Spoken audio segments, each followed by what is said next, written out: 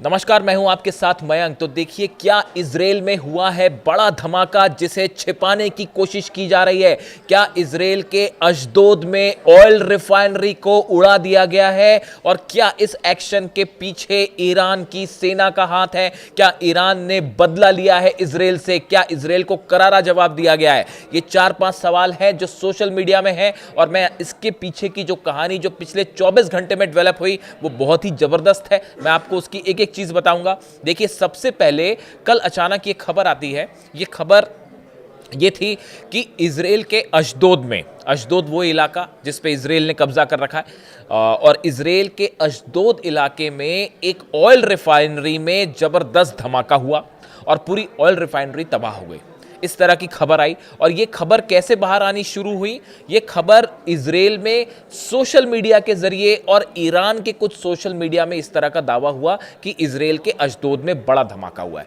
देखिए इजराइल में जब भी कोई हमला होता है या इजराइल में कोई धमाका होता है तो उसकी खबर कई दिनों तक बाहर नहीं आती। अब से कुछ दिनों पहले ही, करीब 6 से 7 दिन पहले भी इजराइल में एक धमाका हुआ था और वो भी धमाका भी अशदोद के करीब हुआ था और उसमें 2 लोगों की मौत भी हुई थी। लेकिन कई दिनों बाद वो खबर निकल के आई। लेकिन कल क्या हुआ? कल ये खबर फैली कि इजराइल के अशदोद में धमाका हुआ है और एक्स पर और कई सोशल मीडिया प्लेटफॉर्म पर इस तरह की खबर चलने लगी। लेकिन बड़ी गौर करने वाली बात है कि इजराइल की किसी एजेंसी ने इस तरह का कोई खबर ना छापी, ना उसका दावा किया। जिन लोगों ने खबर सोशल मीडिया पर जिन हैंडल से डाली गई थी वो भी बड़ी मिस्टीरियस तरीके से हटनी शुरू हो गई। लेकिन जब तक ये खबरें पड़ चुकी थी, ये खबरें कई जगह वायरल हो गई थी और कई हलकों तक पहुंच चुकी थी। कई लोगों ने इस तरह का दावा करना भी शुरू कर दिया कि ये बड़ा हमला है। अब देखिए ये जो हमला अशदोद में, जो धमाका हुआ अशदोद में, बताया जाता है कि यहाँ पे एक ऑयल रिफाइनरी है। उस ऑयल रिफाइनरी में कल ये धमाका हुआ और जो अशदोद है, Ashdod is one of the most important industrial centres in Israel. Ashdod is located in the southern district of the country. देखिए एक तो अशदोद जो है वो इंडस्ट्रियल इलाका है इजराइल का और दक्षिणी भाग में इजराइल के लोकेटेड है। और इसके अलावा जो है वो तेल अवीव और एश्केलॉन जो शहर हैं इनके बीच में है। अब आपको अगर याद होगा, अगर मैं गलत नहीं हूं तो शायद 23 जून की बात है, पिछले साल जब 12 दिन की जंग चल रही थी उस दौरान भी अशदोद में एक बड़ा धमाका हुआ था। मिसाइल गिरी थी हाईवे पे जिसकी तस्वीरें बड़ी वायरल हुई थी। यानी अशदोद हमेशा से ईरान के टारगेट पे रहा है, ईरान के निशाने पर रहा है। अब देखिए हुआ क्या कल। जो है गौर करने वाली बात यह है कि ईरान से भी धमाके की खबरें आई 2 जगहों से, शहरयार से और शिराज से। शहरयार जो इलाका है ये तेहरान प्रांत में स्थित है और दक्षिण पश्चिम में है तेहरान के। यहां पे कहा गया कि यहां पे एक हथियारों के डिपो पर ब्लास्ट हुआ है। इस तरह की खबरें कल आई।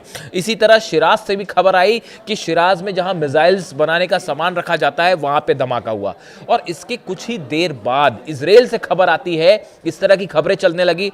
ईरान की कुछ साइट्स ने भी दावा किया कि अशदोद में बड़ा धमाका हुआ है।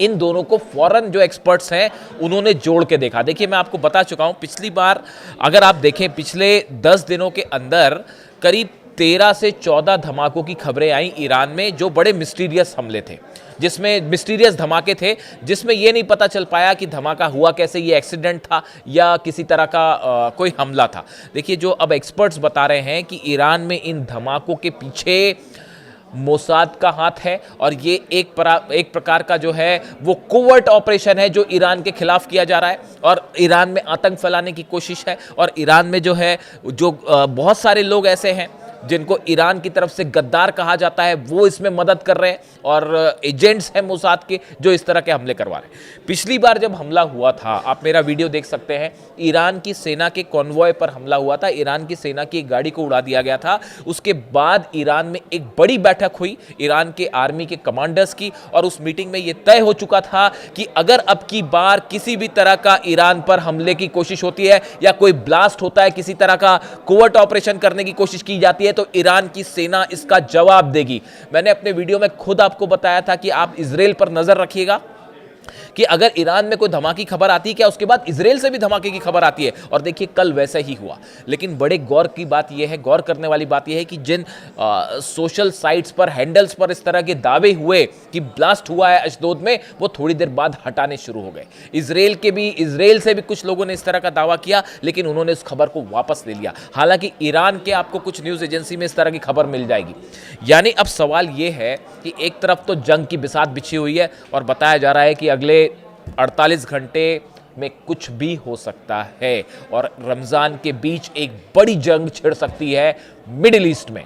यानी हालात इतने ज़्यादा तनावपूर्ण हैं कि 12 दिन की जंग के बाद आज का जो दिन है वो सबसे ज़्यादा तनाव भरा है और सिर्फ एक फैसले पर पूरा मिडिल ईस्ट टिका हुआ है कि कब हमला होता है, कब जंग की शुरुआत होती है। और जंग जो है वो लंबी चलने वाली है। इस बार ईरान ने भी तैयारी कर ली है, अमेरिका ने भी तैयारी कर ली है। जो खबरें ईरान से आ रही है, आरजीसी के सोर्सेस से जो खबर आई है, ईरान ने एक लंबी जंग की तैयारी कर ली है और हर एक बात का प्लान तैयार है कि अगर ईरान के मिसाइल सेंटर्स पर हमला होता है तो कैसे जवाब दिया जाएगा, ईरान के न्यूक्लियर इंस्टॉलेशंस पर हमले होते हैं तो क्या जवाब दिए जाएंगे, इजराइल पर कहाँ मिसाइल्स बरसाई जाएंगी, फारस की खाड़ी में कहाँ पे मिसाइल से हमला किया जाएगा, अमेरिकन शिप्स पे। और अगर ईरान के किसी बड़े कमांडर्स की कैजुअलिटी होती है तो उनका काम दूसरा कमांडर कैसे लेगा, ये पूरा पुख्ता प्लान तैयार है। चीन के जंगी जहाज फारस की खाड़ी में खड़े हैं, रूस के जंगी जहाज फारस की खाड़ी में खड़े हैं और ऐसा लगता है कि पूरा मिडिल ईस्ट जो है वो बारूद के ढेर पर बैठा हुआ है। बस एक चिंगारी की देर है और उसके बाद पूरे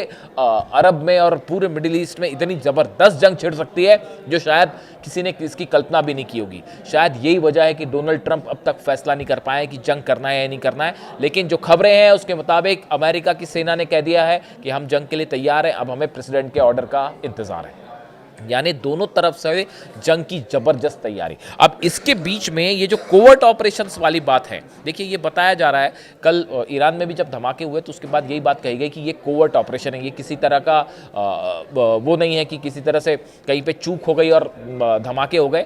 चूक और धमाके वाली बात जो है वो एक साथ नहीं हो सकती और ऐसी जगह पर नहीं हो सकती जो ईरान के एकदम सुरक्षित ठिकानों में से एक है, उसको निशाना बनाना। आप देखें 12 दिन की जंग के पहले भी इस तरह के ब्लास्ट हुए थे, खासतौर पर बंदर अब्बास में जो धमाके हुए थे वो 12 दिन की जंग के पहले इसी तरह की खबरें आनी शुरू हो गई थी और अब मामला एक बार फिर उस तरफ बढ़ रहा है। लेकिन इस बार ईरान की सेना ने यह भी तय कर लिया है कि अगर हमारे यहाँ किसी तरह का कोवर्ट ऑपरेशन होगा तो जैसे को तैसा जवाब वहां भी दिया जाएगा। और ये जो अशदोद में धमाके वाली खबर है, जो बड़ी गुपचुप तरीके से और मिस्टीरियस तरीके से जिसको कहा जा रहा है कि दबाने की कोशिश हो रही है इस खबर को, इजराइल में कभी खबरें बाहर नहीं आती। देखिए इजराइल में जब पिछली बार मोसाद के हेडक्वार्टर पर हमला हुआ था और मोसाद का हेडक्वार्टर उड़ा दिया गया था, सबसे पहले मैंने आपको खबर दी थी, हमने अपने चैनल से दावा किया था कि इजराइल में जो है वो मोसाद के हेडक्वार्टर को उड़ा दिया गया है और उसके 7 दिन बाद ये खबर निकल के आई कि मोसाद का हेडक्वार्टर जो है वो वाकई उसको बड़ा नुकसान पहुंचा है। ऐसी 5 एयर बेसिस जो है इजराइल के, उनको बड़ा नुकसान हुआ था 12 दिन की जंग में और उसके बाद ईरान की तरफ से दावा किया गया। लेकिन इजराइल ने ये बात मानी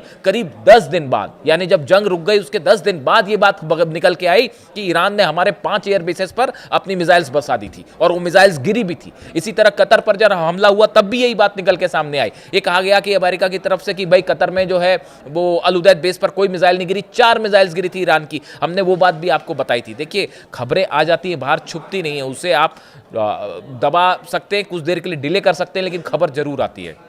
अब ऐसा ही दावा जो है वो अशदोद को लेकर भी है और खबर ये भी है कि अब से 7 दिन पहले भी अशदोद के पास एक ऑयल रिफाइनरी में धमाका हुआ था जिसमें 2 लोगों की मौत भी हुई थी। अशदोद में अगर ये धमाके की खबर सच है तो आप समझिए इजराइल और ईरान के बीच एक बड़ा कोवर्ट वॉर शुरू हो चुका है और ईरान ने अब जवाब देना शुरू कर दिया है। ईरान की सेना ने भी जवाब देना शुरू कर दिया है कि अगर आप हमारे सिटीज में, हमारे शहरों में अगर धमाके करते हैं तो आपके शहर भी सुरक्षित नहीं है। यही मैसेज दिया गया है। इसे ही कहा जा रहा है कि जैसे को तैसा, टिट फॉर टैट।